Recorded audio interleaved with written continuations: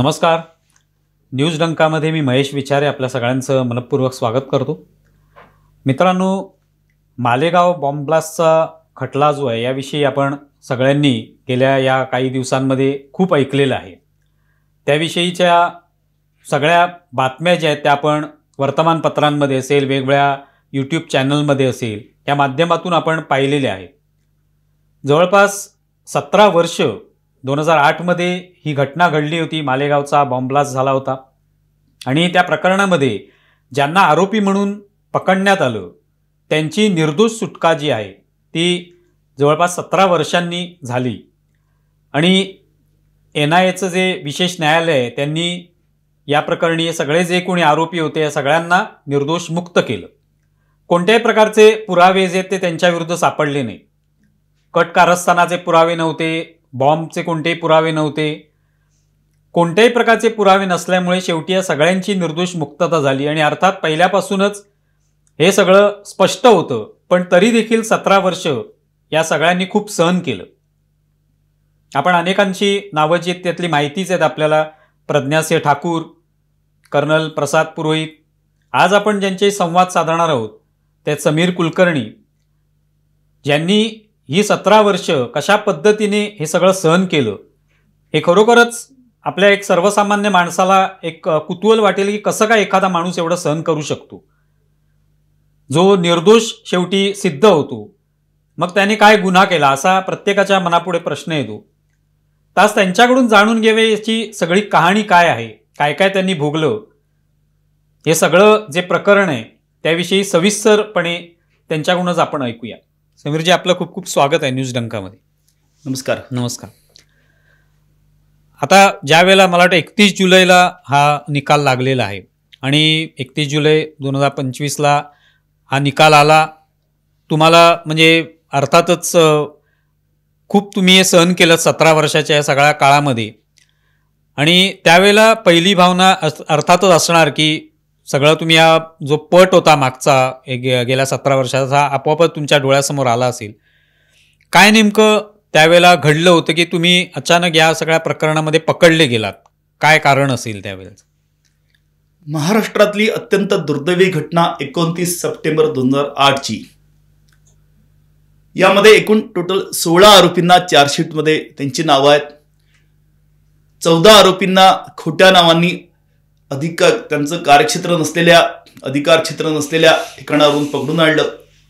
खोट्या नावाने त्यांना पकडल्यावरती बेकायदेशीरपणे त्यांना अटक करून ठेवली. अमानवी पद्धतीने त्यांना मारहाण केली. 2017मध्ये स्पेशल NIA कोर्टामध्ये जेव्हा सप्लिमेंटरी चार्जशीट दाखल केली तेव्हा 7 आरोपींना विना दोषारोप त्यांना सोडून दिलं आणि उर्वरित सुद्धा 7 आरोपींना 2017मध्येच सन्माननीय न्यायालयांनी कुठलाही प्रथमदृष्ट्या पुरावा नाही म्हणूनच त्यांना सशर्त जामिनावरती मुक्त केलं. आपला देश आहे, कायद्याचं राज्य आहे. अभिप्राय आहे की कायद्याच्या रक्षकांनी सन्माननीय न्यायालयामध्ये प्रत्येक गुन्हेगाराला तत्काळ शिक्षा व्हावी यासाठीच त्यांनी आपलं कर्तव्य बजावणं हे संयुक्तिक आहे. परंतु आम्हा भारतीयांचं दुर्दैव असं आहे की जसं RBI, इलेक्शन कमिशन तशी स्वायत्त यंत्रणा आहे तशी तपास यंत्रणा स्वायत्त नाही आहे. त्यामुळे 2009चं लोकसभेचं इलेक्शन डोळ्यासमोर ठेवून महाराष्ट्रातील आणि केंद्रातील सत्ताधाऱ्यांनी बहुसंख्यक हिंदूंच्या मतांच्या आधारावरती पिढ्यानपिढ्या त्यांनी सत्ता उपभोगली. परंतु जे धर्मपरायण हिंदू होते, जे सामाजिक कर्तव्य आपलं बजावत होते आणि जे काँग्रेसचा कायद्याच्या संविधानाच्या चौकटीमध्ये विरोध करत होते, अशा सगळ्यांची यादी तयार केली. त्यामध्ये माझं पण नाव होतं. आणि एकतर तुम्ही प्रचंड पैसे द्या, नाहीतर साक्षीदार व्हा. तत्कालीन जे पण काही सामाजिक, धार्मिक, राजकीय, क्षेत्रीय स्तरावरचं आणि केंद्रीय स्तरावरचं नेतृत्व होतं की ज्यांना आम्ही कधी परिचित पण नव्हतो, त्यांच्या कधी उपक्रम कार्यक्रमांमध्ये आम्ही गेलो नाही, अशा त्या ऋषितुल्य व्यक्तिमत्वांची तुम्ही नावं घ्या. त्यामध्ये प्रामुख्याने विद्यमान सरसंघचालक श्रद्धेय मोहनजी भागवत, श्रद्धेय योगी आदित्यनाथजी, श्री रविशंकरजी, प्रवीण तोगडियाजी, इंद्रेश कुमारजी आणि अन्य सुद्धा साधू संतांची नावं होती. पण आमच्यासाठी ही सगळी दैवतं होती. आम्ही त्यांची नावं घेतली नाही, त्यांच्या होला हो म्हटलं नाही, म्हणून आम्हाला बेकायदेशीरपणे यांनी अटक केली. मला 25 ऑक्टोबर 2008 मध्य प्रदेशमधील भोपाळ इथून एका खाजगी विमानाने खोट्या नावाने मला पकडून आणलं. दिवाळीचे दिवस होते. 29 सप्टेंबर 2008 आम्हाला कोणीही मदत करू नये अशा आपल्या त्या हिंदूंच्या पवित्र लक्ष्मीपूजनाच्या दिवशी, दिवाळीच्या दिवशी मला सन्माननीय न्यायालयामध्ये हजर केलं. कसा आपला पहिल्या दिवशी वकील दिला एका पाकिस्तानी आतंकवाद्याला, पण आमच्यासाठी वकील त्या दिवशी असणं हे अभिप्रेत पण नव्हतं, कारण कोण घरची दिवाळी सोडून न्यायालयामध्ये त्या दिवशी जाईल.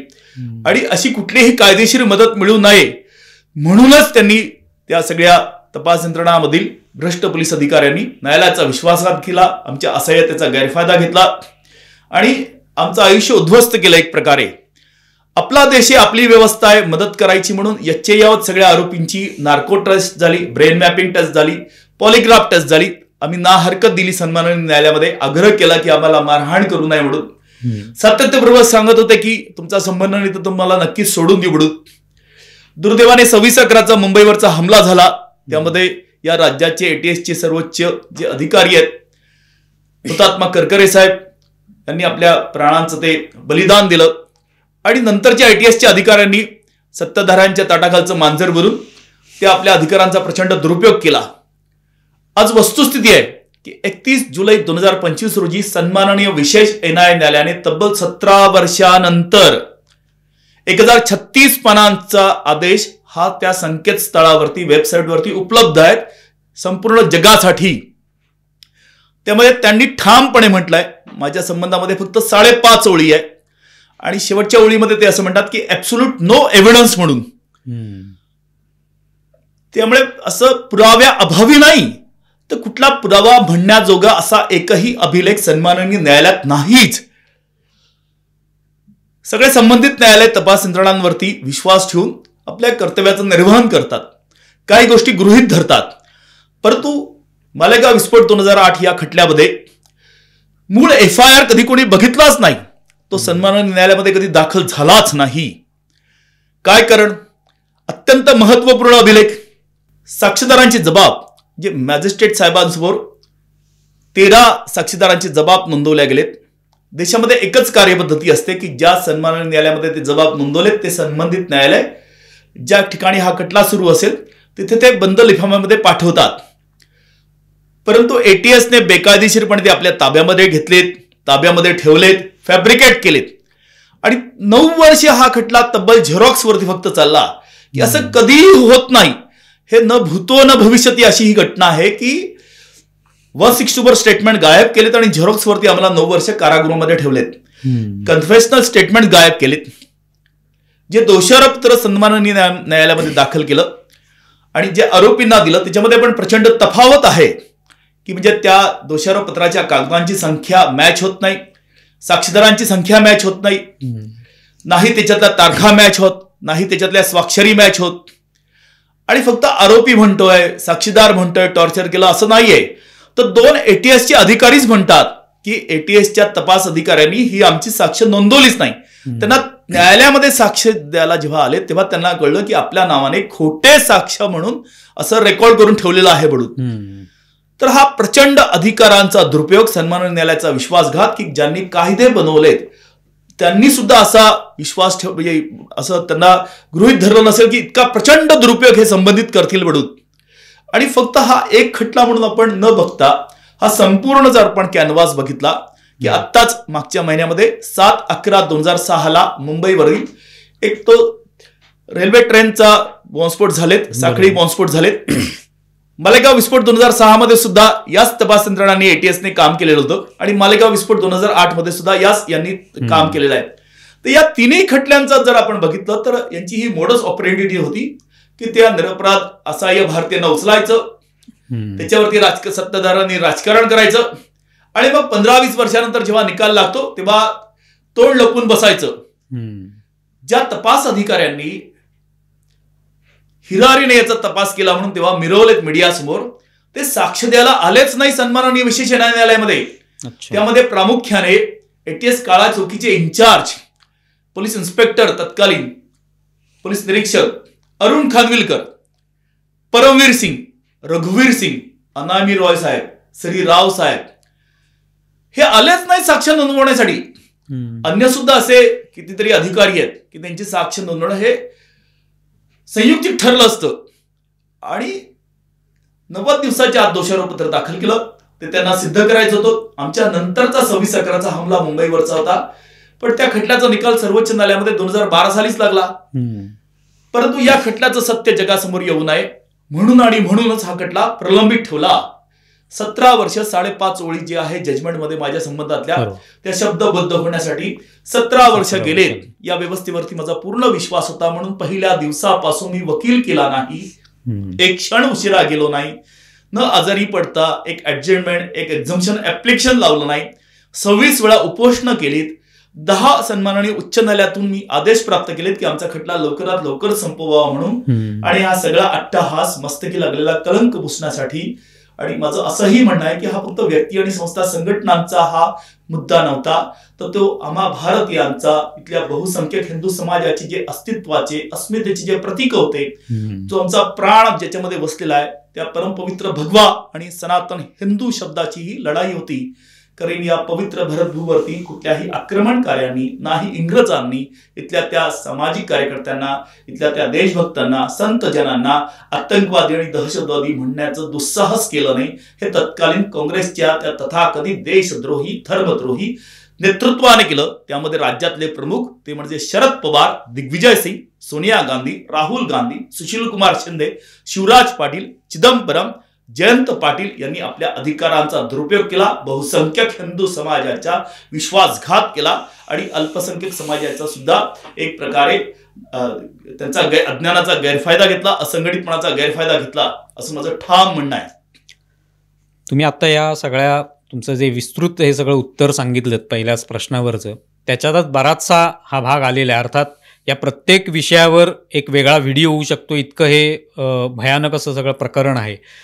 तुम्ही जे म्हणालात की भोपाळला तुम्हाला अटक केली, त्यावेळेला अटक करताना काही तुम्हाला कारणं सांगण्यात आली का, किंवा त्या ठिकाणी नेमकं काय झालं, आणि त्यानंतर तुमच्यावर तुम्ही जसं म्हणालात की मारहाण झाली सगळ्याच तुमच्या आरोपींना, तर कशा पद्धतीचं हे टॉर्चर सगळं केलं गेलं?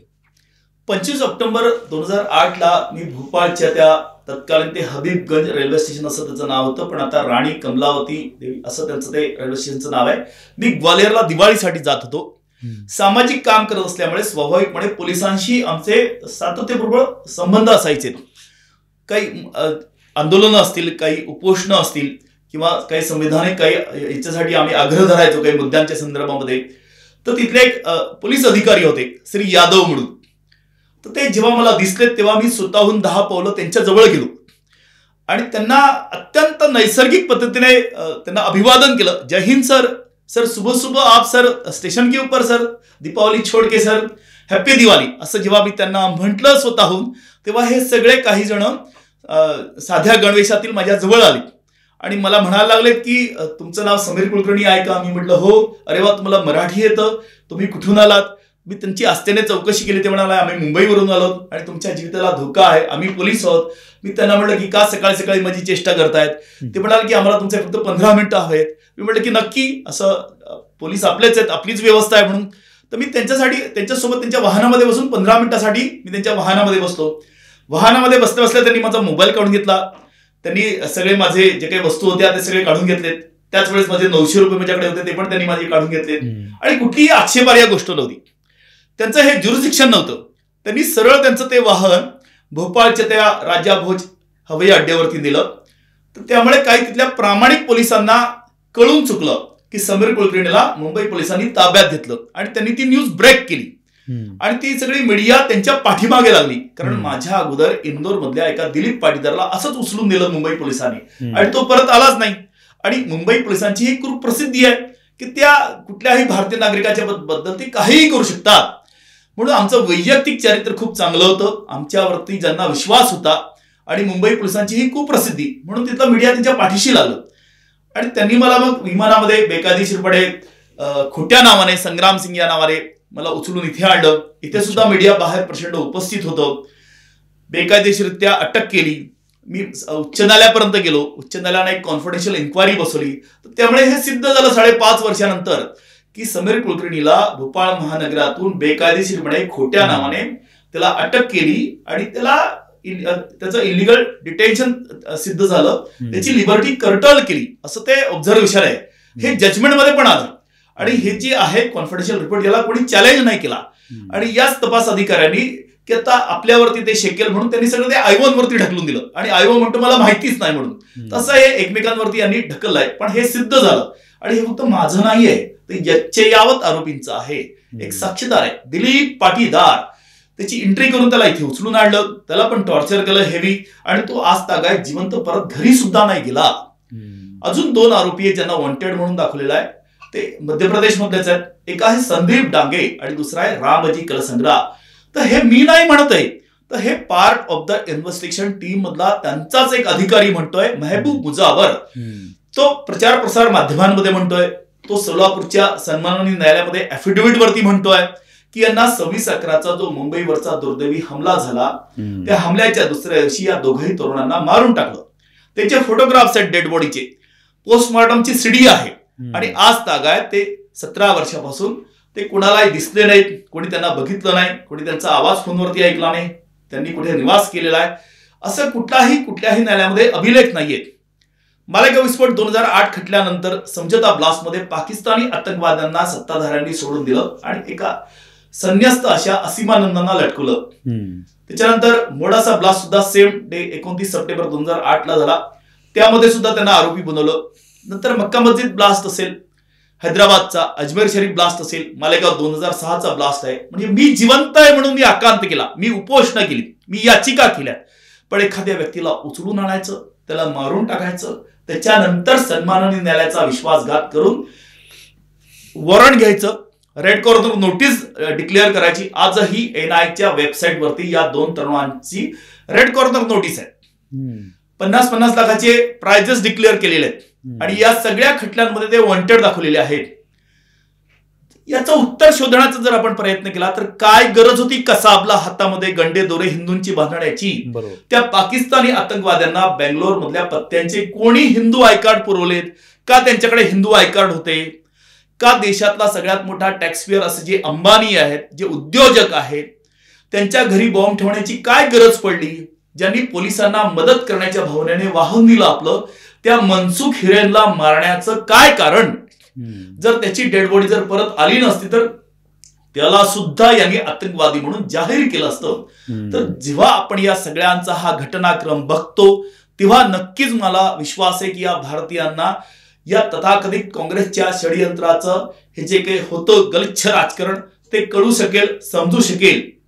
स्वतंत्र भारतामध्ये परमपूज्य गुरुजी असतील किंवा स्वातंत्र्यवीर सावरकर असतील तर गांधी वधाच्या खटल्यामध्ये सुद्धा त्यांना आरोपी केलं.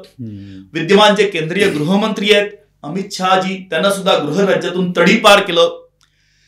गुजरात मधलीच सगळ्याची मोठी पोस्ट असते पोलीस अधिकाऱ्यांची, पोलीस महासंचालक असे डीजी बंजारा साहेब, यांना सुद्धा महाराष्ट्रातल्या याच वास्तूमध्ये सिटी सेशन कोर्ट मुंबईमध्ये त्यांचा खटला चालला.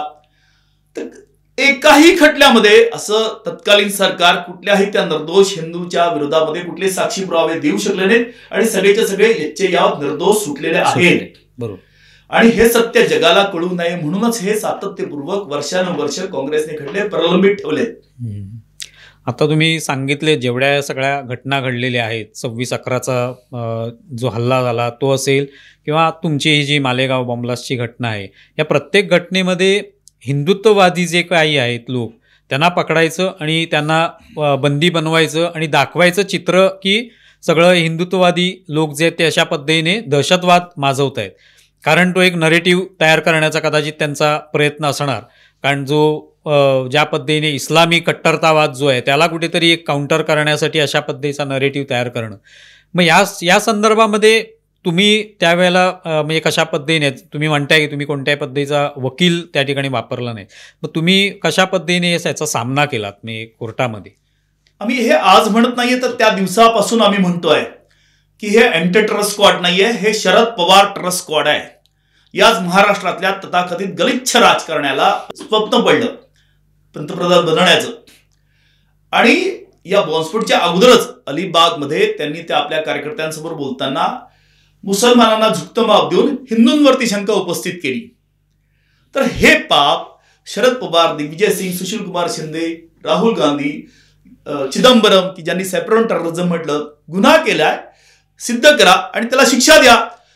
कुठून हा हिंदू शब्द तुम्हाला दुस्साहस करतात आमच्या त्या अस्मितेचा आणि आमच्या त्या प्राणाहून प्रिय असलेल्या या सगळ्या परमपवित्र भगव्या शब्दाचा तुम्ही कसा उच्चार करू शकतात? तर फक्त आणि फक्त मुस्लिम तुष्टीकरणासाठी त्यांनी हे केलेलं आहे. आणि जे आडात नाही ते पोहऱ्यात येणार कुठून? सगळा देश निरुद्धाने नाही भरलेला आहे. आम्ही भारतीयांचं सौभाग्य आहे की न्याय यंत्रणा स्वायत्त आहे. इच अँड एव्हरी ऍप्लिकेशनला जमाते उलेमा हिंद नावाचे जे संस्था संघटनांचे जे वकील आहेत, दुर्दैवाने काँग्रेसशी संबंधित असलेले हिंदू वकील सुद्धा अत्यंत खोटारड्या पद्धतीने आमच्या प्रत्येक अर्जाला विरोध करायचे. जामीन मिळाला, सर्वोच्च न्यायालयापर्यंत गेले, पण कधीही न्यायालयाचा आदेश सेटसाइड नाही झाला. आता सुद्धा मागच्या आठवड्यामध्ये जो स्पेशल एनआय कोर्टाने 31 जुलै 2025 रोजी आदेश पारित केलेला आहे. कायदा आहे, व्यवस्था आहे, त्यामुळे ते नक्की अपील करणार हेही आम्हाला माहिती आहे. पण करदात्यात त्या भारतीयांचा पैसा या सगळ्या व्यवस्थेवरती लागलेला असतो. कुठलाही तीळ मात्र पुरावाच नाहीये, पुराव्या अभावी नाही, पुरावाच नाही, नाही FIR, नाही कन्फेशनल स्टेटमेंट, नाही 164 स्टेटमेंट, नाही इलेक्ट्रॉनिक एव्हिडन्सचा कुठला काही अभिलेख, नाही कुठली कॉन्स्पिरसीची मीटिंग, असं काही कुठली close door meeting, secret meeting, conspiracy meeting अशी काही सिद्धच नाही झाली. 40 जे साक्षीदार फितूर झालेत, लिगल लँग्वेजमध्ये त्यांना होस्टाईल म्हणतात, परंतु ते ऑन ड्युटी लेमॅन नव्हते, तर आर्मी ऑफिसर होते. त्यांनी सांगितलं न्यायालयामध्ये की मस्तकी बंदूक लावून त्यांच्या नावाने खोटे साक्षी नोंदवल्यात म्हणून.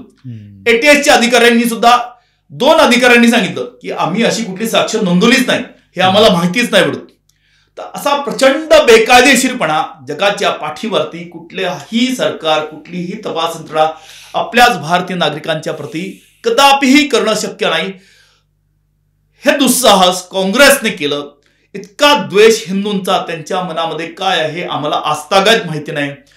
टॉर्चरच्या संबंधामध्ये एक छोटंसं उदाहरण देतो की चुकीचं उदाहरण आहे, पण आपला इंडियन एअरफोर्सचा जो काही अधिकारी होता अभिनंदन म्हणून, त्याने पाकिस्तानचं एअरक्राफ्ट पाडलं.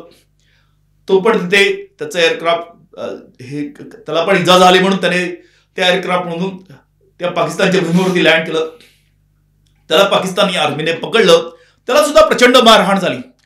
पण आम्हा जगाने बघितलं की पाकिस्तान आर्मी कडून जेव्हा भारतामध्ये परत आला वाघा बॉर्डरवरून, तो आपल्या पायावरती चालत आला. पण आम्हा भारतीयांच्या संस्कृतीमधला जर सर्वोच्च आदर्श कुठली जीवन पद्धती असेल समर्पणाची, त्यागाची, तर ती आहे संन्यस्त जीवन.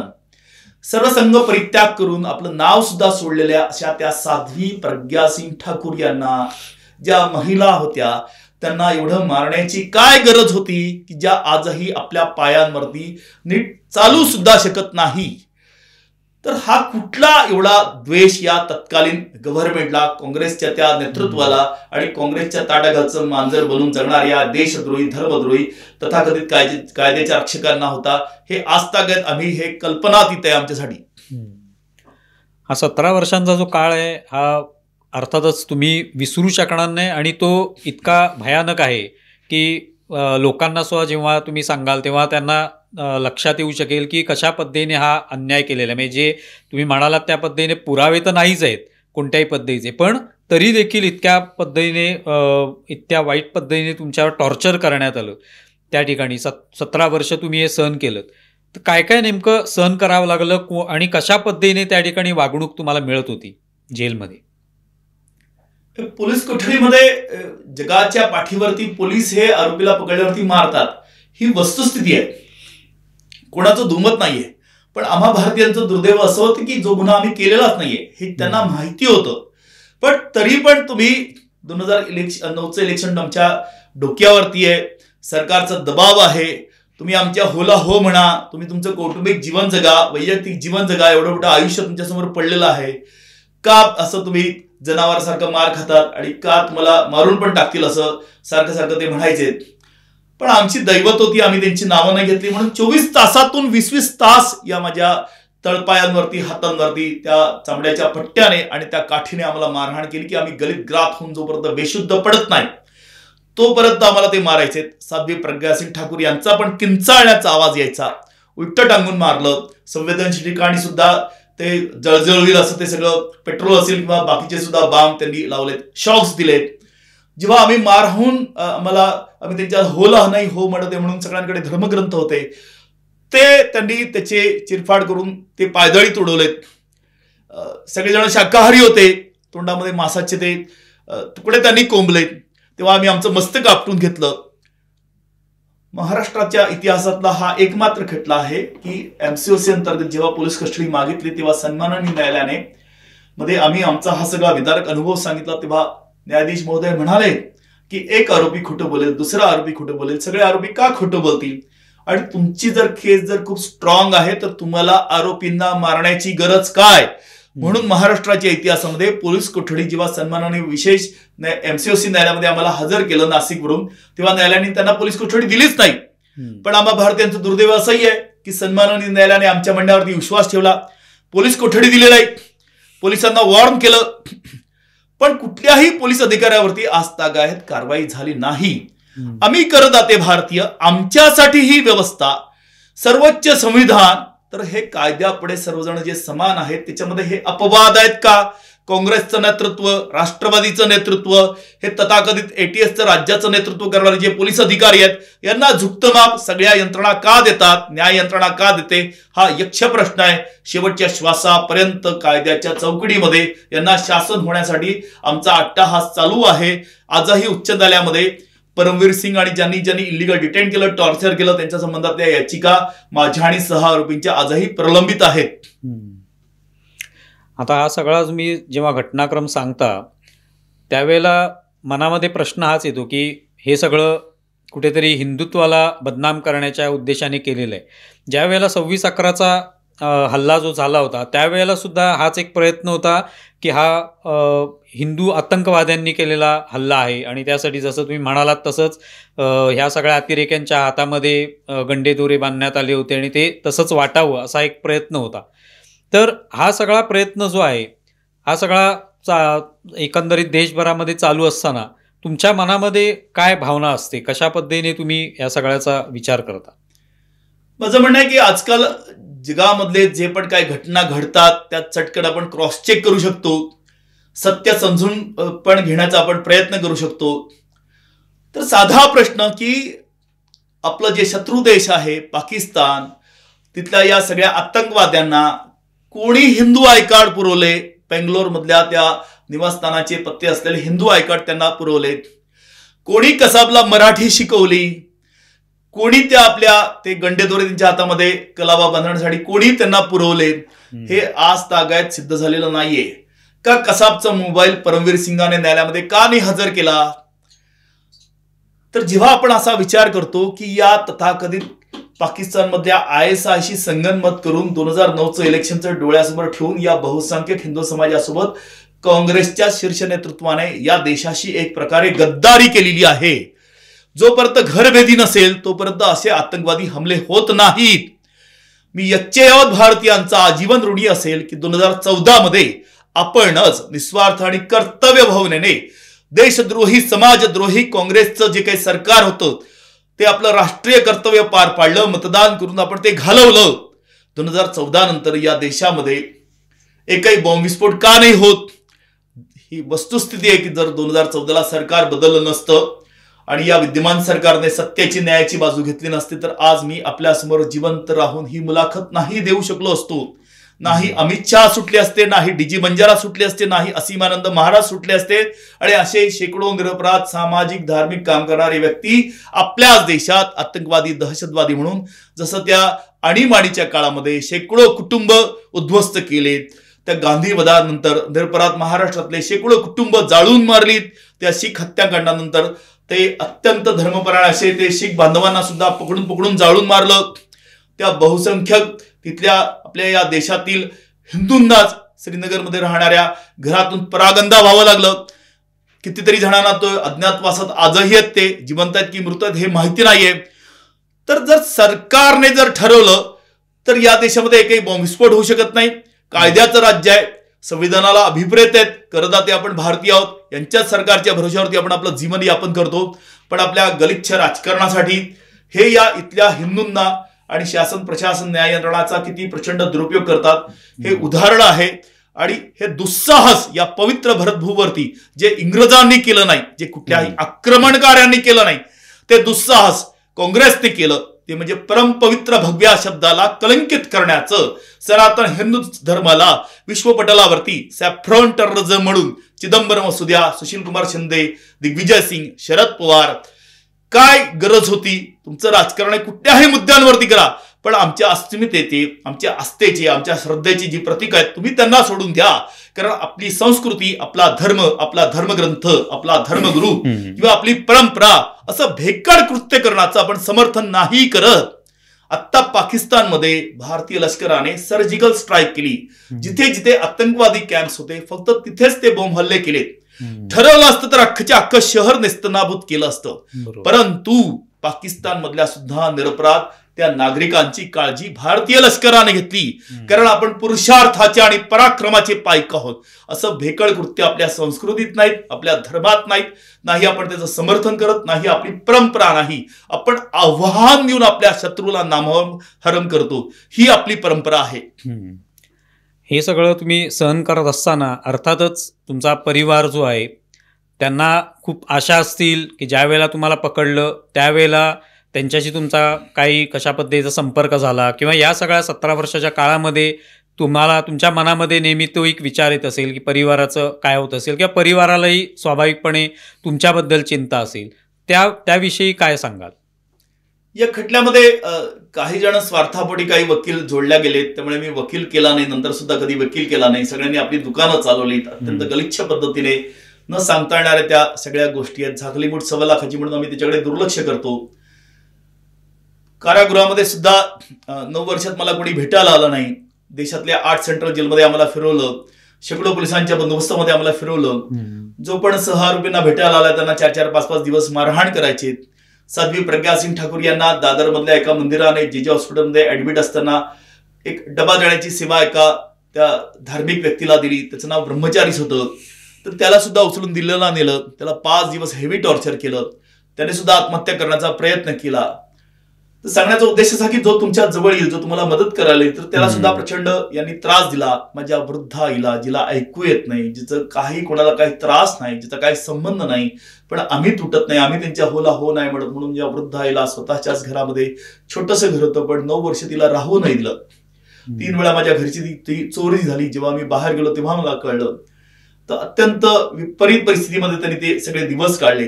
सहआरोपी जे संसारी कार्यकर्ते होते त्यांच्या त्या चिमुरड्यांना, की ज्यांना काही गंध सुद्धा नव्हत्या कुठल्या गोष्टींचा, तर त्यांना शाळेमध्ये फक्त त्यांच्या त्या नावासोबत त्यांच्या वडिलांचं आणि आडनाव आहे म्हणून त्यांना शाळेतून काढून टाकलं. तर कुटुंबाला सुद्धा प्रचंड त्रास दिला या सगळ्या तपास यंत्रणांनी. पण तरी पण मी ठामपणे हेच त्या यच्चयवत भारतीयांना सांगू इच्छितो की जर तुमचे संस्कार जर उच्च कोटीचे असतील, तुमचे जर आदर्श जर डोळ्यासमोर जर ठेवून तुम्ही तुमचं जीवन यापन करत असाल, तर मृत्यूला आम्ही कितीतरी वेळा सामोरं गेलेलो आहे, जवळून बघितलेलं आहे. तर त्या क्षणी तुम्हाला सर्वशक्तिमान परमेश्वर तुमच्या पाठीशी आहे याची अनुभूती येते. माझे 3 दात तोडलेले होते. स्कूटरला जशी किक मारतात तसं माझा चेहरा सुजलेला होता. पण त्याच्या बंदुकीचा तो चाप, त्याचं ट्रिगर ओढल्या गेलं नाही. तो म्हणाला की शेवटची इच्छा सांगा म्हणून. तेव्हा मी त्याला म्हणताना म्हटलं की ज्या माऊलीच्या पोटी तू जन्म घेतला तिला कधी आयुष्यात सांगू नको कुठल्या निरपराध देशभक्ताला मारलं म्हणून. आम्हा भारतीयांचा जीव या शरीरामध्ये नाहीये. तर हे फक्त आम्ही म्हणत नाही, देव देश आणि धर्मासाठी प्राण घेतलं हाती. तर हा आमचा धर्म आहे की जे आमचे आराध्य दैवत आहेत, एक प्रकारे ऋषितुल्य व्यक्तिमत्व आहेत, समर्थनीय आहेत, अनुकरणीय आहेत. त्यांची नावं आम्ही कदापि घेणार नाहीत. घ्यायचं ठरलं तर ज्या जन्मदात्यांनी तुला संस्कारित केलं नाही जन्माला घालून त्याचं नाव एक वेळेस घेईल, पण बाकी कोणाची सुद्धा नाव घेणार नाहीत. नाही खोटी कन्फेशन दिलेत, नाही माझ्यामुळे कोणाचा आयुष्यातील एक क्षण वाया गेला, नाही कोणी साक्षीदार बनला, नाही कुठल्याही या भारतीय नागरिकाला एखाद्या खोट्या गुन्ह्यामुळे माझ्यामुळे त्याला अडकवण्यात आलं. त्यामुळे मी परत हेच सांगेन की त्या विपरीत परिस्थितीमध्ये 365 दिवस एकाच चवीचं जेवण, 45 दिवस सूर्य नाही, हवा नाही, पाणी नाही, बोलायला माणूस नाही, 50 पैसे नाही, पण कुठलीही कसलीही भ्रांत न ठेवता, न अडचणीत येऊ देता मी 27 वेळा रक्तदान केलं. तर हे त्या विपरीत परिस्थितीमध्ये एका धर्मपरायण भारतीय नागरिकाचं, संस्कृतीचं, संस्काराचं एक छोटंसं प्रमाण आहे. कारण आम्ही हिंदू जोपर्यंत कोणाच्या उपयोगी पडत नाही, जोपर्यंत दुसऱ्यांचा समाजाचा विचार करायला आम्हाला मिळत नाहीत, तोपर्यंत आमच्या जगण्याला अर्थ नाही. म्हणून मी 5 दिवस उपोषण करून सन्मानाने उच्च न्यायालयातून मी आदेश प्राप्त केला आणि 27 वेळा मी रक्तदान केलं. मी हे अभिमानाने सांगतो, पण हे व्यक्ती महात्म्य म्हणून नाही सांगत, तर ती ही आमच्या त्या संस्काराची प्रचिती म्हणून हे ठामपणे सांगतो की जगाच्या पाठीवरती असं एकमेव मी भारतीय हिंदू तरुण आहे की ज्याच्या मस्तकी फाशीचा आरोप होता, समोर प्रचंड काळोख होता, उद्या काय होईल याची बिलकुल कल्पना सुद्धा नव्हती. पण तरी सुद्धा आम्ही आमचं आरोग्य शारीरिक मानसिक नीट राखलं आणि 27 वेळा रक्तदान केलं. त्या अंडा सेलमध्ये बाकीचे लोक 8-8 दिवस आंघोळी करायचे नाहीत. काही जणांवरती मानसोपचारच्या त्या तज्ञांचे औषधोपचार सुरू होते. एकाला ठाणे मेंटल हॉस्पिटलमध्ये ऍडमिट पण केलं होतं, कारण जे संसारिक कार्यकर्ते होते ते पार तुटून गेले होते, गलितग्रास झालेले होते. पण तरी सुद्धा अडलं काही नाही. पैसे नसताना, कपडे नसताना, कोणी भेटायला बोलायला माणूस नसताना अडलं काही नाही. तर ती अनुभूती आणि प्रचिती येते की तुम्ही किती परिपक्व आहात, तुम्ही किती परिपूर्ण आहात, तुम्ही किती संस्कारी आहात. तुम्ही या सगळ्या आत्तापर्यंतच्या एकंदरीत हा सगळा घटनाक्रम सांगितलात, त्याच्यामध्ये काही अधिकाऱ्यांची नावं तुम्ही घेतलीत, म्हणजे परमबीर सिंग असतील किंवा खानविलकर असतील, यांच्याशी तुमचा प्रत्यक्ष संवाद झाला किंवा त्यांनी तुमच्याशी काय बोलण्याचा प्रयत्न केला? काय नेमकं त्या बाबतीत घडलेलं आहे? हे जे सगळे तपास अधिकारी असतात किंवा आपल्या राज्यातील ही सर्वोच्च तपास यंत्रणा आहे, दहशतवाद विरोधी पथक मुंबई, हे हायली प्रोफेशनल सगळेजण असतात. तर यांना चटकन कळतं की एखाद्या व्यक्ती खरं बोलतोय, खोटं बोलतोय, हा क्रिमिनल माइंडेड आहे नाहीये, हा एखादी गोष्ट लपवतोय किंवा नाही लपवतोय म्हणून. तेव्हा सचिन कदम असतील, अरुण खानविलकर असतील, राजन गुले असतील, श्री राव म्हणून एक होते, परमवीर सिंग असतील, सुखविंदर सिंग असतील, यांनी त्या पहिल्या पोलीस कस्टडीनंतर परत कधी पोलीस कस्टडी घेतली नाही. कारण आम्ही जे म्हटलं ते 200 जण तुमचं ते सगळं क्रॉस चेक करत असतात की मी इथे गेलो म्हटल्यावरती ते लगेच क्रॉस चेक करतात आणि त्यांना तासाभरामध्ये लगेच चटकन कळतात. आणि कोणाचाही तसा तिळमात्र संबंध नव्हता मालेगावच्या या दुर्दैवी घटनेशी. पण परंतु फक्त आणि फक्त ते हिंदू आतंकवाद आणि भगवा दहशतवादासाठीच त्यांनी ही टेबल केस बनवली आणि त्यांनी तो खटला चालवला नाही, त्याला ते सामोरं गेले नाहीत, हे कोणीही साक्ष नोंदवायला तिथे आले नाहीत आणि आज ते उत्तरदायी नाहीच आहेत. तर असं कसं होऊ शकतं कायद्याच्या राज्यामध्ये? उलट एक प्रकारे कायदा क्षम्य आहे की ज्यांना कायदा माहिती नाहीये, पण जे कायद्याचे रक्षक आहेत, ज्यांच्यावरती सन्मानाने न्यायालय विश्वास ठेवतं, तर ते आज उत्तरदायी नाहीत, त्यांच्यावरती काही कारवाई नाहीये. हे जयंत पाटील गृहमंत्र्यांनी आपल्या अधिकारांचा दुरुपयोग करत चित्कला जोशी या ज्या होम सेक्रेटरी होत्या की ज्यांच्या एका स्वाक्षरीवरती UAPA ऍक्ट अंतर्गत आमच्यावरती ट्रस्ट ऍक्ट लागला आणि 17 वर्ष आम्ही न्यायालयामध्ये चक्रा मारतोय. आज वस्तुस्थिती अशी आहे की बेकायदेशीरपणे MCOC ऍक्ट अंतर्गत आम्ही 9 वर्ष न्याय मिळवण्यासाठी घालवली. सन्माननीय सर्वोच्च न्यायालयाने ते बेकायदेशीर म्हणून अधोरेखित केलं. MCOC रहित व्हायला 2017 साल उजाडलं. तोपर्यंत ना जामीन आणि आम्ही संघटित गुन्हेगार म्हणून या राज्यामध्ये, देशामध्ये, जगाच्या पाठीवरती बदनाम झालो. 31 जुलै 2025 ला जो काही आदेश प्राप्त आता झालेला, जजमेंटची ऑर्डर झालेली, त्यामध्ये सुद्धा हे अत्यंत अधिकारांचा दुरुपयोग करत बेकायदेशीरपणे UAPAचं सँक्शन दिलं गेलं असं सन्माननीय विशेष न्यायालय म्हणत आहे. या अगोदर सुद्धा या देशामध्ये टाडा आणि पोटा राज्यकर्त्यांनी प्रचंड दुरुपयोग केला म्हणून ते कायदे रहित केले. म्हणून सरकारने एक नवीन कायद्यामध्ये तरतूद केली की एक इंडिपेंडंट डेझिग्नेटेड ऑथॉरिटी, ते सगळे काही साक्षी पुरावे जे पोलिसांनी जमा केलेले ते त्रयस्थपणे बघतील आणि त्याच्यानंतर ते सँक्शन संबंधित होम सेक्रेटरी देतील. पण तशी ऑथॉरिटी महाराष्ट्रात नव्हतीच, ती केंद्र सरकारकडे होती. 2010 मध्ये ती प्रत्यक्ष महाराष्ट्रामध्ये आली आणि 20 जानेवारी 2009 ला बेकायदेशीरपणे असं सँक्शनचं एक खोटं पत्र लावून त्याच्यावरती न्यायालयाला कॉग्निझन्स घ्यायला लावला आणि आयुष्यातली 17 वर्ष मस्तकी ट्रस्ट ऍक्ट लावून आम्ही आमच्याच देशामध्ये बदनाम झालो. पण आज त्या चित्कला जोशींना जाब विचारणार कोणीच नाहीये. त्यांच्या एका स्वाक्षरीवरती करदात्या भारतीय नागरिकांचा लोकसेवक म्हणून, प्रशिक्षित लोकसेवक म्हणून त्यांनी आपल्या सगळ्या सुखसुविधा उपभोगल्यात. पण त्या आज नामानिराळ्या आहेत. आज जयंत पाटील नामानिराळे आहेत. शरद पवारांची एक साधी प्रतिक्रिया सुद्धा नाहीये. केंद्राचं गृहमंत्रीपद उपभोगलेल्या सुशील कुमार शिंदे असं निर्लज्जपणे सांगतात की ही माझी चूक नाहीये, तर मी काँग्रेसच्या पार्टी लाईन ती मी म्हटली, हिंदू आतंकवाद आणि भगवा दहशतवाद असं काही नसतोच. जेव्हा तो पडला, जेव्हा हिंदूंनी त्याच्यावरती संस्कार केला, तेव्हा त्याला ही उपरती झाली.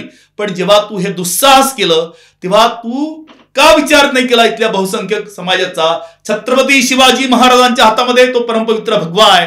त्या महाभारतातल्या रणभूमीवरच्या त्या श्रीकृष्णाच्या रथावरती तो परमपवित्र भगवा आहे. तुला आयुष्यामध्ये भगवा कधी दिसला नाही का? तू का हे दुस्साहस केलं? तर आज या सगळ्यांना यच्चयवत भारतीयांनी प्रश्न विचारणं गरजेचं आहे. आणि परत कुणाच्या नशिबी असं आयुष्य येऊ नये म्हणून असे देशद्रोही, धर्मद्रोही, बहुसंख्यक हिंदूंचा तिरस्कार करणारे, त्यांचंच आयुष्य उद्ध्वस्त करणाऱ्या त्या सगळ्या राज्यकर्त्यांना अनवधानाने सुद्धा हिंदूंनी उभ्या आयुष्यात आपलं पवित्र मत देता कामा नये अशी माझी कळकळीची विनंती आहे. तुम्ही अर्थातच हे सगळं पोटतिडकीने म्हणताय, कारण तुम्ही जे भोगलेलं आहे या 17 वर्षांमध्ये, ज्यामध्ये कोणत्याही प्रकारचे पुरावे नव्हते, कोणत्याही प्रकारे तुम्ही त्याच्यात सहभागीच नव्हतात, असं असताना सुद्धा हे तुम्हाला सहन करावं लागलं. यातला प्रत्येक प्रसंग जो आहे, प्रत्येक दिवस, प्रत्येक क्षण जो आहे, हा खूपच म्हणजे तुम्हाला उद्विग्न करणार आहे किंवा तुम्हाला त्रासदायक ठरणार आहे. कोणता असा त्यातला प्रसंग तुम्हाला, मी अर्थात हे सगळी 17 वर्ष तुम्हाला लक्षात असतील, पण आम्हाला काही हे लोकांसमोर आणायचं आहे की तुम्ही हे जे क्षण उपभोगलेत किंवा हे जे सहन केलं सगळं, त्यातले काही क्षणांबद्दल तुम्ही सांगावं. मे कोर्टामधले प्रसंग असतील म्हणा किंवा तुरुंगामधले तुम्ही सांगितलं टॉर्चर संदर्भामध्ये, तर ते लोकांसमोर यावं, जेणेकरून लोकांना कळेल की एवढं निर्दोष असताना सुद्धा अशा व्यक्तीला, जो कशातही नाही, निरपराध व्यक्ती आहे, त्याला हे सहन करावं लागतं. कारागृहामध्ये आम्हा भारतीयांचं दुर्दैव असं आहे की बहुतांशी संख्या ही अल्पसंख्याक समाजाची असते. त्यांची मेजॉरिटी असते. त्यांचे सण वार, त्यांचे ते धर्मगुरू, तथाकथित धर्मगुरू कारागृह प्रशासन त्यांना बोलवतो. पण आम्हा बहुसंख्यक हिंदूंचे धर्मगुरू कारागृहामध्ये जातच नाही. त्यांच्या सणवारांना प्रतिबंध घालण्यासाठी ते तत्पर असतात. इव्हन राष्ट्रीय सणांना म्हणजे 15 ऑगस्टला आणि 26 जानेवारीला मला एक तुम्ही म्हणाल त्या ठिकाणी मला तो सण साजरी करण्यासाठी आपण जेव्हा ते झेंडावंदन कराल तेव्हा मला राष्ट्रगीत म्हणू द्या म्हणून त्यासाठी आम्हाला वर्षानुवर्ष संघर्ष करावा लागला. कारागृहामध्ये त्या वर्तमानपत्रामधले सगळे सिने सृष्टीतल्या त्या ज्या काही होत्या नर्तकी, त्यांचे फोटो लावायला भिंतींवरती परवानगी होती, परंतु मला एक भारत मातेची प्रतिमा देण्यासाठी मला खूप संघर्ष करावा लागला. दुर्दैव असं आहे की छोट्या छोट्या गोष्टींसाठी आम्ही मूर्तीपूजक होतो. आम्हाला छोटीशी गणपतीची मूर्ती 10 दिवस आम्हाला पूजा करण्यासाठी द्या, त्याच्यासाठी सुद्धा वर्षानुवर्ष आम्हाला संघर्ष करावा लागला. नाशिक कारागृहामध्ये असताना दाताची ट्रीटमेंट घेण्यासाठी जे हॉस्पिटलला पाठवायचे, 4 गाड्यांमध्ये आम्हाला घेऊन यायचे आतंकवादी, दहशतवाद्यांसारख्या, आणि प्रचंड वेळ वाया जायचा. तर माझं ते यच्चयावत भारतीयांना, जे विशेष करून लोकसेवक आहेत, त्यांना आवर्जून एक विनंती आहे की आपला देश आहे, संविधान आहे, प्रतिष्ठित भारतीय नागरिक आहेत. गुन्हा सिद्ध झाल्यावरती तुम्ही त्याला टाचेखाली ठेवा, तुम्ही त्याला क्षणाक्षणाला त्याचा अपमान करा, परंतु कायदा तुम्हाला माहिती आहे, जोपर्यंत एखादा गुन्हा सिद्ध होत नाही तोपर्यंत त्याच्याशी त्या गुन्हेगारी पद्धतीने तुम्ही वागू नका. एखाद्याला कायदा माहिती नसेल, एखाद्याकडे नसेल पैसे, एखादा व्यक्तीकडे नसेल त्या कुठल्या संस्था संघटनेचं पाठबळ, पण तो तुमच्या भरोशावरती, तुमच्या विश्वासावरती या देशामध्ये राहतो, तर तुम्ही त्याला अपमानित करू नका, तुम्ही त्याला कमी लेखू नका. म्हणजे आमची पत्र सुद्धा पाठवायला आमच्याकडे पैसे नसायचे, तर हा आमचा दोष नाही ना. कुठून उत्पन्नाचं साधन? मी आणि साध्वी प्रज्ञासिंग ठाकूर आम्ही ब्रह्मचारी होतो, माझी वृद्ध आई होती. याच बहुसंख्यक हिंदू समाजाच्या आधारावरती आम्ही जगणार आहोत. जाकीर नाईक साठी 50 देश आहेत, त्याला वॉरंट काढल्यावरती तो परागंदा झाला, तो पळून गेला. आम्ही भारतीयांनी कुठे जायचं? तो जोपर्यंत सर्वोच्च न्यायालय एखाद्या गुन्हेगाराच्या त्या शिक्कामोर्तब करत नाही तोपर्यंत त्याच्याशी अस्पृश्यसारखा आपण व्यवहार करता कामा नये. सन्माननीय न्यायालयामध्ये सुद्धा प्रचंड तो अपमानकारक जो काही होता व्यवहार, तो सुद्धा न विसरता येणार आहे. तर आम्ही आमची बाजू, आमची केस आम्हाला माहिती आहे, त्यामुळे आम्ही सांगण्याचा प्रयत्न करणार, आम्हाला ते आमच्या भाषेत सांगण्याचा प्रयत्न करणार. तर त्या लोकसेवकांनी, प्रशिक्षित लोकसेवकांनी कुठल्या अधिकाराने ते आमचा अपमान करतात आमचा तिरस्कार करतात, आम्हाला कमी लेखतात आणि वर्षानुवर्ष फक्त अभियोजन पक्षावरती त्यांनी का विश्वास ठेवला, का 17 वर्ष लागलेत, हे ज्येष्ठ संविधानकर्त्यांनी सुद्धा अभिप्रेत नाहीये की एवढा प्रचंड दुरुपयोग या कायद्यांचा संबंधित तपास यंत्रणा करतील. बाकीचे सगळे खटले या देशातील निकाली निघालेत, पण हे खटले का नाही निघालेत, कोण यांना जबाबदार? तर प्रचंड पैशांचं हेवी ट्रान्झॅक्शन, सुखसुविधा आणि ते राजकीय अभिलाषा बाळगण्यासाठी अशा या खटल्यांचा दुरुपयोग यापुढे होता कामा नये, अशीच माझी ती आग्रहाची कळकळीची विनंती आहे. आयुष्यातील 17 वर्ष मला कोणी परत देणार नाहीत, परंतु यापुढे कुठल्याही करदात्या भारतीय नागरिकाच्या नशिबी असं आयुष्य येता कामा नये. कुठल्याही गुन्हेगाराला एक क्षण सुद्धा शिक्षेपासून त्याला वंचित ठेवता कामा नये. त्याने गुन्हा केला असेल तर त्याला तातडीने तत्परतेने ते सगळे कायदेशीर सोपस्कार पार पडून त्याला शिक्षा करणं संयुक्तिक आहेत. पण गलिच्छ राजकारणासाठी एवढ्या वर्ष, 17 वर्ष, आज कोणी कोणाची 17 मिनिटं वाट नाही बघत. कोरोना काळामध्ये जेव्हा आपण आपल्या स्वतःच्या घरामध्ये बंदिस्त होतो, घरचं जेवण होतं, कुटुंब होतं, टीव्ही होतं, संपर्काचे माध्यम होते, पण तरी पण 8 दिवस तो कोरोना काळाचा तो वाढवला तर सगळ्यांना वाईट वाटायचं. तर आम्ही 17 वर्ष निर्दोष असताना कर्तव्य भावनेने निस्वार्थपणे सामाजिक जीवन जगत होतो, पण तरी सुद्धा संबंधितांनी आपल्या त्या प्रामाणिक कर्तव्य त्यांनी पार पाडलं नाही, तर नक्कीच त्या संबंधितांचा सुद्धा दोष आहे असं मला आवर्जून वाटतं. आणि 1-2 हात जोडून विनंती करतो की मी ते खोटं कन्फेशन नाही दिलं, मी ते सोयीने साक्षीदार झालो असतो आणि उर्वरित आयुष्य अत्यंत सन्मानाने आणि सुखसुविधाने मी उपभोगलं असतं. पण मी अनवधानाने सुद्धा कुठल्याही भारतीय नागरिकाचं नाव ते अशी खोटी कहाणी करून शब्दबद्ध नाही केलं. त्यामुळे त्या बहुसंख्यक हिंदू समाजाला मी आवर्जून विनंती करेल, संकोच वाटतो सांगायला, झाकली मूठ 1.25 लाखाची आहे, तरी पण मी कटाक्ष करतो की कुठल्याही, जोपर्यंत तुम्हाला विश्वास नाही, जोपर्यंत तुम्हाला सत्य माहिती नाही, तोपर्यंत कुठल्याही धर्मपरायण, सामाजिक, धार्मिक, राजकीय त्या हिंदूंच्या विरोधामध्ये कुठल्याही हिंदूंनी साक्षीदार बनू नका, खोटे पंच बनू नका. तुमच्या त्या छोट्याशा 2 ओळींमुळे 17 वर्ष आमच्या आयुष्यातली वाया गेली. साक्षीदार हिंदू होते, तपास अधिकारी हिंदू होते, न्याय यंत्रणामधले संबंधित हिंदू होते, पण तरी सुद्धा अत्यंत दुर्भावनेने आणि स्वार्थांत पद्धतीने हे जगलेत. सांगायला लाज वाटतं अक्षरशः. हे सामोरे गेल्यानेच आम्हाला आयुष्यामध्ये नंतर 17 वर्षामध्ये तोंड फिरवून घ्यायचे, पण असं कोणी करता कामा नये. तुम्ही जर या बहुसंख्यक हिंदू समाजाचे लाभार्थी असाल, सण उत्सव साजरी करत असाल, तर तुम्ही नक्कीच असं देशद्रोही, धर्मद्रोही कृत्य उभ्या आयुष्यात करता कामा नये. तुमची भावना खूपच तिखट भावना आहे, त्या सगळं तुम्ही सांगताय त्या पद्धतीने. या आगामी काळामध्ये म्हणजे आता मगाशी तुम्ही म्हणालात की हे सगळं झाल्यानंतर सुद्धा अनेक लोक प्रयत्न करतील की तुम्ही निर्दोष नाही आहात, तुम्ही दोषी आहात, यासाठी वेगवेगळ्या न्यायालयांमध्ये ते जातील, दारं ठोठावतील आणि पुन्हा एकदा तुम्हाला तिथे कोर्टामध्ये उभं करण्याचा प्रयत्न होईल. तुम्ही त्या दृष्टीने काय विचार केलेला आहे? ही वस्तुस्थिती आहे की जमाते उलेमा हिंद नावाची संस्था, संघटना ही यच्चे यावत देशातील सगळ्या बॉम्बस्फोटामध्ये किंवा जे आतंकवादी आणि दहशतवादी आहेत किंवा ज्या बॅन ऑर्गनायझेशन आहेत त्यांच्या मेंबर्सना सोडवण्यासाठी प्रयत्न करत असते. हिंदू समाज हा कधीही अशा गोष्टींचा समर्थक नाही. त्यांच्याकडे अशी कुठली काही व्यवस्था आहे की कायदेशीर मदत वगैरे करण्याची. आजही मागच्या आठवड्यामध्ये एक जमियत नावाची एक संस्था, संघटना आहे, तिने 31 जुलै 2025 रोजी स्पेशल एनआय कोर्टाने जो काही आदेश पारित केलेला आहे त्याला आव्हान दिलेलं आहे. त्याला अजून क्रमांक पडायचा आहे आणि प्रचंड तो पैसा आहे, जगाच्या पाठीवरती खूप प्रसिद्धी मिळते आणि त्या हिंदूंना बदनाम करण्यासाठी ते संधीचं सोनं करत असतात. पण त्यांना कधीही कुठल्याही खटल्यामध्ये यश मिळालेलं नाहीये. कारण समझोता ब्लास्टमध्ये निरपराध हिंदू लटकवलेत, अजमेर शरीफमध्ये समझोता ब्लास्टमध्ये, मोडासामध्ये, 2006 मालेगाव 2008 मध्ये, तर यांना सुद्धा प्रत्येक वेळेस पदोपदी त्यांनी विरोध केलेला आहे. ते प्रलंबित ठेवण्यामध्ये, प्रसिद्धी मिळवण्यामध्ये आणि त्यांच्याकडे असलेला फुकटचा पैसा स्वार्थांत पद्धतीने ते सगळे वकील मंडळी ओढत असतात. आणि आम्ही म्हणतो की उलट चांगलं आहे की आमच्या निर्दोषत्वावरती सन्माननीय उच्च न्यायालयाने सुद्धा शिक्कामोर्तब करावा, सर्वोच्च न्यायालयाने सुद्धा शिक्कामोर्तब करावा, आंतरराष्ट्रीय न्यायालयाने सुद्धा शिक्कामोर्तब करावा. आणि त्याच्याही नंतर त्यांचं जर समाधान नाही झालं तर जगाच्या पाठीवरती त्यांचा जिथे विश्वास असेल तिथे काळ्याला काळं, पांढऱ्याला पांढरं म्हटलं जातं, अशा न्यायालयामध्ये आमचा खटला त्यांनी त्रयस्थपणे चालवावा. आम्हाला पूर्ण विश्वास आहे की कुठल्याही हिंदू हा आजीवन कधीही असं दुष्कृत्य करणार नाही, समर्थन पण त्याचं करत नाही, आम्ही त्याची पाईक नाही होत. त्यामुळे त्यांची ही जी काय आहे अनाठाई, त्यांचे जे प्रयत्न आहेत त्यांना चुकूनही यश मिळणार नाही. खूप प्रसिद्धी नक्की मिळेल, फुकटच्या पैसा उडाला मिळेल, त्या सगळ्या फुकट खाऊना.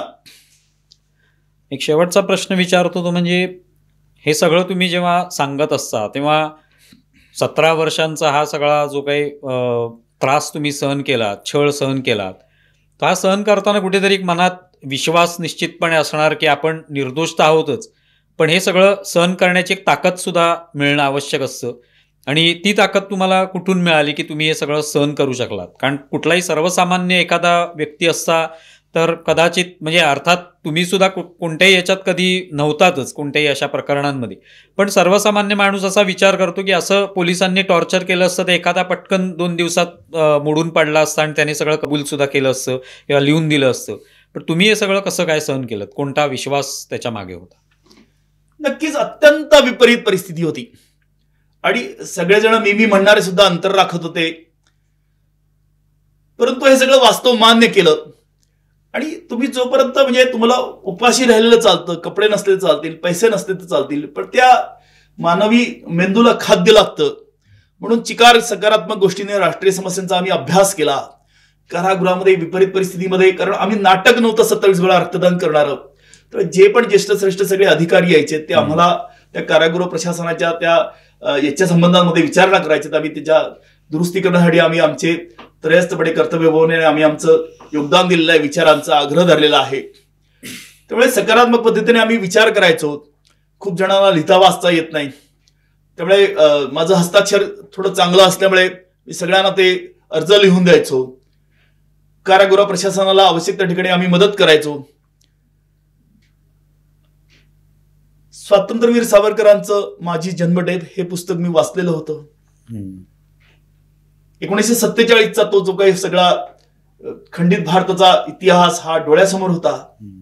गांधी वधानंतर सुद्धा जे परागंदा आणि अदृश्य झालेली सगळे कुटुंब होते त्यांचा सुद्धा इतिहास वाचलेला होता.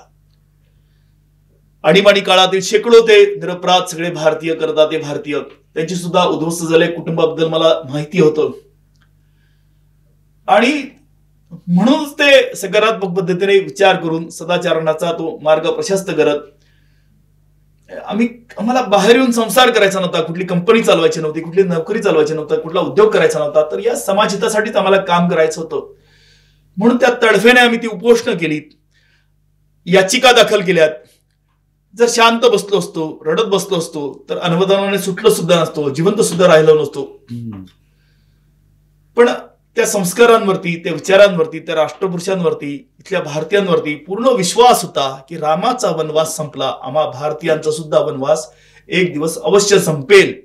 या विश्वासावरती आम्ही एक एक दिवस ढकलायचो. सोपा वाटतो शब्द 17 वर्ष, पण क्षणिक 17 सेकंद डोळे बंद करून एकदा विचार करा की तिळमात्र संबंध नसलेल्या अशा अपरिचित ठिकाणी अपमानजनक पद्धतीने तुम्हाला ठेवण्यात आलेलं आहे, तर काय तुमची मानसिकता होईल. पण तरी सुद्धा 17 वर्ष हे अत्यंत स्वाभिमानाने, ताठमानेने आपल्या संस्काराचा, सदाचरणाचा मार्ग प्रशस्त करत आम्ही तो जीवन व्यतीत केला. पण हे न सांगता येणार आहे, न शब्दातीत हे सगळं काही आहे बघणं. पण हे रडगाणं नाहीये. तर मी परत तेच सांगतो की किती पण विपरीत परिस्थिती असू द्या, तर तुम्हाला ती अनुभूती येते, तुम्हाला ती प्रचिती येते की तुम्ही किती परिपूर्ण आहात, किती परिपक्व आहात, किती उच्च कोटीचे आदर्श आहेत तुमच्या डोळ्यासमोर.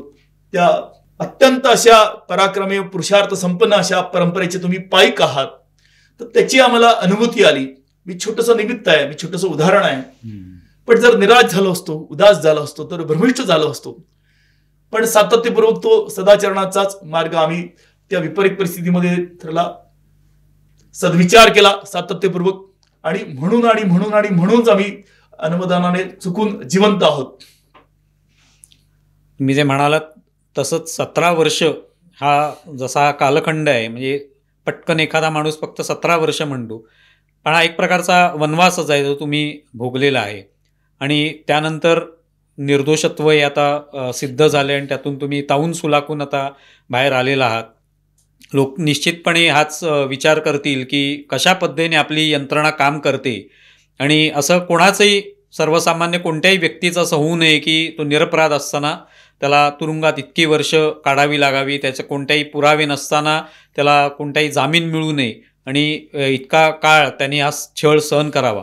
तुम्ही हे सगळं सहन केलं, पण आज हे या निमित्ताने तुम्ही हे सगळं आमच्यासमोर हा सगळा कालखंड जो आहे तुम्ही उभा करण्याचा प्रयत्न केलात, त्याबद्दल खूप खूप आभारी आहोत. यातून निश्चितपणे आमचे श्रोते आणि इतरसुद्धा लोक ज्यांच्याकडे हा व्हिडिओ पोहोचेल त्यातून ते काही बोध घेतील आणि निश्चितपणे अशा पद्धतीने जी काही यंत्रणा आहे त्याच्यात बदल व्हावा या दृष्टीने लोकांच्या मनामध्ये सुद्धा एक प्रकारे भावना निर्माण होईल अशी अपेक्षा व्यक्त करतो. आदरणीय, खूप खूप खूप खूप धन्यवाद. 17 वर्षापासून आम्ही त्या स्वस्त आणि सभ्य समाजापासून अलिप्त आहोत आणि या महिनाभरापासून इथल्याच बहुसंख्यक हिंदू समाजाने आम्हाला डोक्यावरती उचलून धरलं. खूप ठिकाणी सत्काराचे कार्यक्रम झालेत, आपलं म्हटलं, कपडे शिवून दिलेत. त्यामुळे त्या हिंदू समाजाची सुद्धा अनंत उपकार. आणि आज सुद्धा कुठलाही परिचय नसताना आपण मला इथे बोलवलं, माझं म्हणणं ऐकून घेतलं, हे माझ्यासाठी उर्वरित आयुष्यासाठी एक ऊर्जा देणारं आहे. त्यामुळे आपल्या सगळ्या यावत सहकार्यांचे मी आभार व्यक्त करतो. खूप खूप धन्यवाद. आजीवन मी आपला ऋणी असेल. अनंत उपकार. जय हिंदू राष्ट्र. वंदे हिंदू मातरम. नमस्कार मित्रांनो, आत्ताच आपण समीर कुलकर्णी यांच्याशी हा संवाद साधला. तुम्हाला व्हिडिओ कसा वाटला आहे जरूर कळवा. आमचा व्हिडिओ जास्तीत जास्त लाईक करा, शेअर करा आणि आमचे यूट्यूब चॅनल सबस्क्राईब करा. धन्यवाद.